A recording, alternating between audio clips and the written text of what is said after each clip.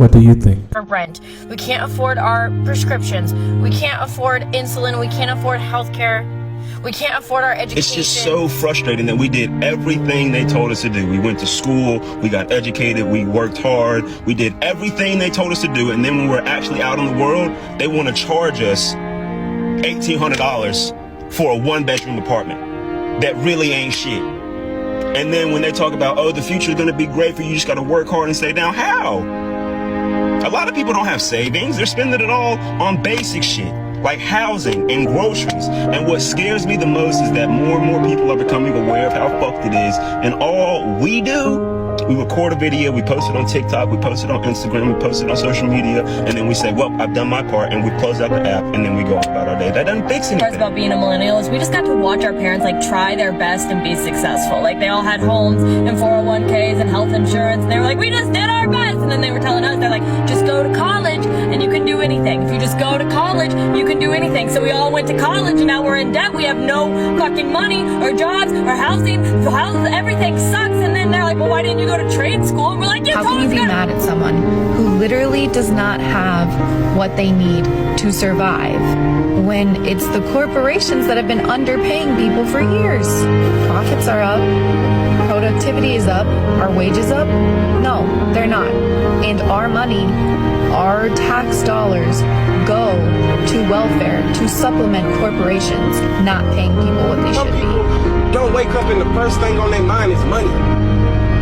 Everybody don't think about $1 consistently. I gotta hustle 24/7. I gotta have 10 streams of income. I gotta learn how to flip houses. I gotta learn how to sell on Amazon. I gotta go to door to door and sell vacuum cleaners. I can't just have my job and go home, enjoy my money, enjoy my time with my kids. In the United States, y'all work in order to survive. Y'all don't work in order to enjoy yourselves. And unfortunately, that's the way that the system is set up in the United States. Wake up, check your feed, check your texts, check your emails, go to work, get 100 things done, get home late, attempt to have energy for stuff like your kids, chores, hobbies, etc., fail miserably, feel awful, and then repeat. I literally just heard somebody say that working a 9 to 5 is not a flex.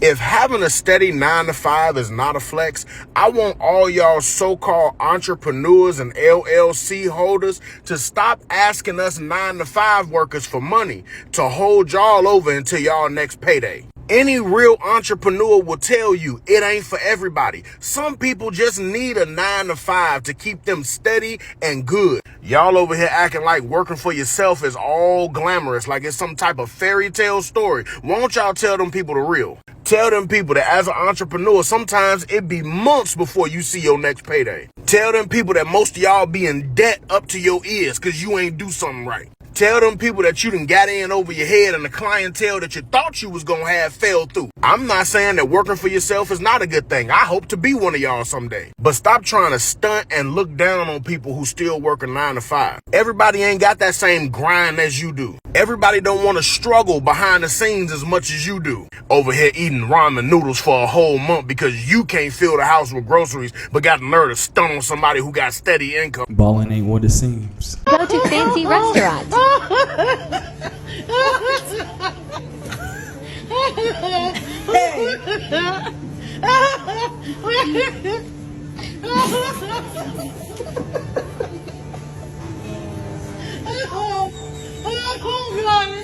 Oh God, I like you, Jesus.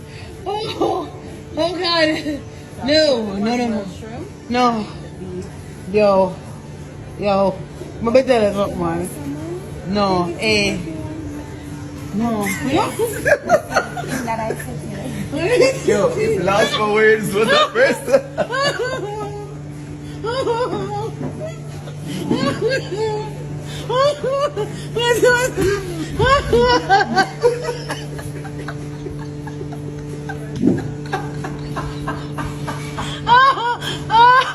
Oh God, almighty. Oh, look at the shirt. It's good vibes though. It's good vibes. Oh God. Wait, but look, she got 2. You're gonna be so stuffed. So, you're too big. Ready, Tristan? Count 3, 2, 1. Unfortunately, it was at that moment he knew he effed up. The whole crew laughing. Talk to him nice. Talk to him. Talk to him nice. Talk to him. Whoa. New World Order. PayPal, goodbye, Venmo, every app that you have on your phone that is a payment processor, say goodbye and welcome to FedNow. FedNow should be launching in July 1st or so, and that's going to be the new payment processor. It's supposed to be able to transfer payments 365, 7 days a week, 24/7. Now, it's all fun and nice and dandy or whatever, but here is the problem. This is where things get bad, right? We're also accustomed to quick, fast, and in a hurry. We want it right now. Now, that's what they're promoting. But here's the big issue. FedNow will be the funnel that all money gets cycled through. It will go from your bank to FedNow to wherever you're trying to send the money to. So for instance, if you're trying to buy something from Instacart or anything you're buying online, Amazon, it's going to go from your bank to FedNow to Amazon, Walmart, wherever it is you're going to. Now, this is a problem. This is a major problem because now the federal government has full access to your bank account. And not just that, in the fine print, it says that the FedNow is programmable. Now, those of you guys that don't understand what programmable means, let me break this down to you. If, for an example, if let's say we happen to have a pandemic or whatever it is, and they decide, hey, only essential workers are able to go to work. If they know that you're not an essential worker, they can shut down your FedNow card to where, hey, you will not be able to get gas. You will not be able to use that credit card nowhere because you're not supposed to be out. Now, let me give you another example. Let's say you want to go and you want to buy ammo, and you go over to Ammo Bros or Turner's or whatever the case is, and you say, hey, I want to buy 300 rounds of 9mm. You go, you give them your card, denied. You cannot purchase ammo. Why? The federal government doesn't want you to purchase any ammo.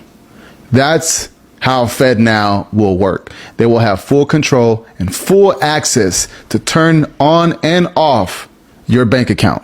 Now, when this stuff pops up on your phone as an update, make sure that you guys do not comply with this. Do not accept. Read what you're accepting before you accept it. Every banking system, major banking system, will have this starting July 1st. Now, this is more so an introduction of the CBDC. My favorite part, house tour.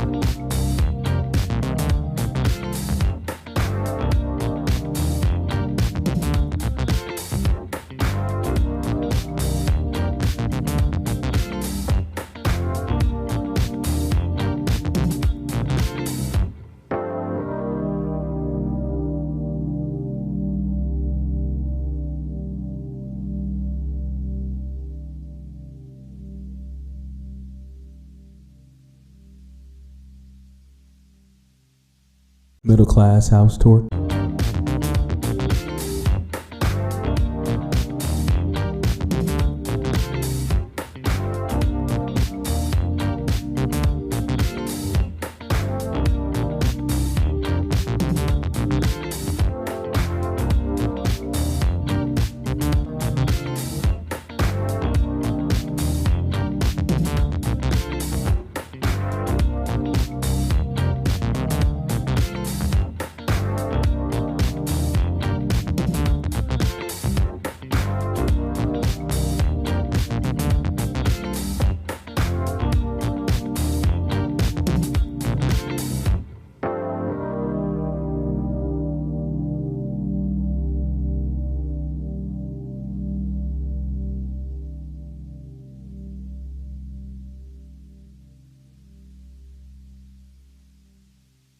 He killed 17 people for looking at him. Today I'm doing a house tour because we all know none of you losers will ever be invited here. Let's go. 1, 5, 8, 4, 3. Stop. It just takes a second. This is the grand foyer. It's where we throw all the balls. Catch! I hate everyone here. Literally hate everyone here. I asked you for one thing. And this is our kitchen. We have a private chef. Hi. Is it okay that you're on camera? Yeah. Okay. A lot of you guys have been asking me how much I pay a month in rent. First of all, it's none of your business. Second of all, it's $30,000. Come on. This house actually used to be a fire station. I wish it still came with the firemen. They're cute and stuff. Okay, and this is my room. Actually, the maid didn't. Oh! You're such a bad cameraman! Sounds convincing. Hell, let me ask you that. Do you believe an atheist will go to hell? Well, that is obviously what Jesus taught. If I deny God, I'm choosing to live my life separate from God, which means God is going to grant my request to live my life separate from Him, and I'll spend eternity separate from Him. Run!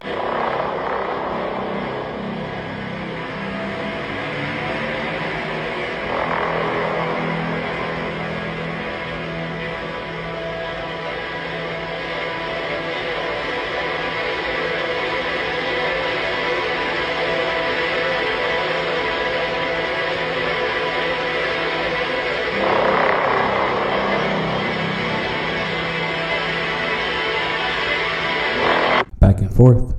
Wombs, but are not women, like trans people, genderqueer folks. Why do you keep saying women when this issue affects more than women? Because there are two genders, male and female. I am non-binary. I have a friend who is intersex, who is born, who has different chromosomes than you would expect somebody physically to have, because how many people in this room have had a chromosomal test?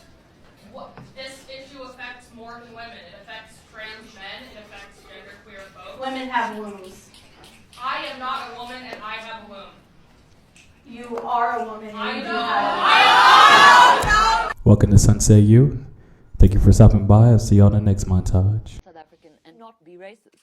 And I don't mean that in the way of you necessarily consciously think that black people are inferior. I mean that there is just no way that you could have been born into this society without internalizing racist assumptions. But let's not make that the end of the conversation. It's not racist, it's just a fact. Let's not make that the end of the conversation. Let's say, yes, sure, we are all racist, and what are we going to do about it? Let's move on. Let's not make that the final insult. Monique, do you agree with Rebecca saying 100%? No, all white people are racist. I disagree with what she's saying. I think that whiteness and white privilege has become this buzzword that you hear all the time. But actually, it's a way to silence anyone that is not of color. What she was basically saying is, if you are a white person, you are racist just because you are white, without any evidence. I am not a racist person. I respect all people. I respect black people, white people, colored people. So I feel it's very offensive to say that all white people are racist. It's just not true.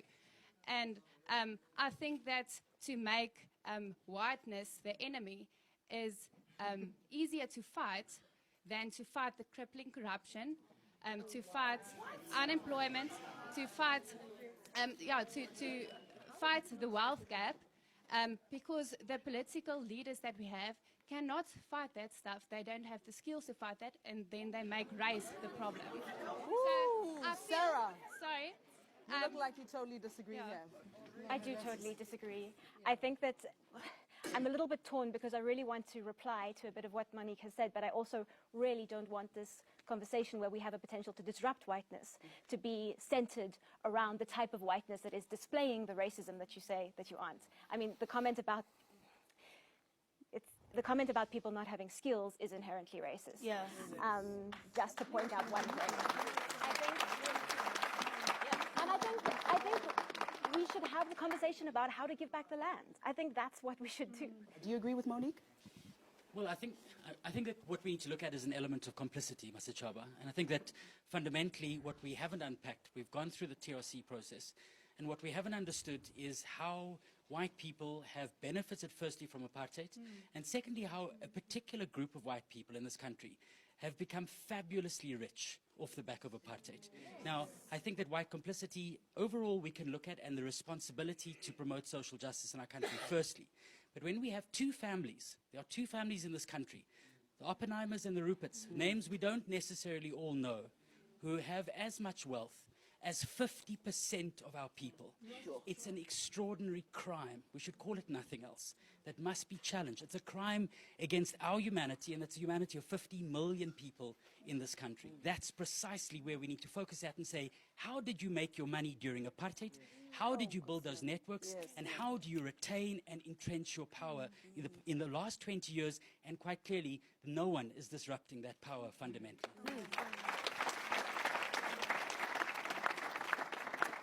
All right, Loveland. I think what Elisa was trying to raise earlier about, PJ's song, yes, struggle hero, or you fought and whatever. I think the problem is that we forget that white people today have the option of tapping out, right? So you can sing Jabulani and you can dance, but then you can also remove yourself from the lived experiences of the culture that you're trying. I'm sorry, I'm speaking. From the culture that you're trying to represent. That doesn't make you a bad person. It's just the truth of the situation. And I think in South Africa, this is really what the conversation needs to be about. We need to talk about, why did apartheid end? Why did colonialism end? It didn't end because people's perspectives and behavior changed. It ended because it was expensive. It ended because white people couldn't travel anymore. It ended because they couldn't go and play sport, because entertainment for white people was over. Therefore, they needed to bring equality. That's not, we need to be honest. We must be honest about this. So for me, when we want to have this conversation, it's easy to say, let's talk about the Rainbow Nation. Of course, you can look forward if your life was never tainted by the experience of apartheid. Of course, you can look forward. It's not the same. And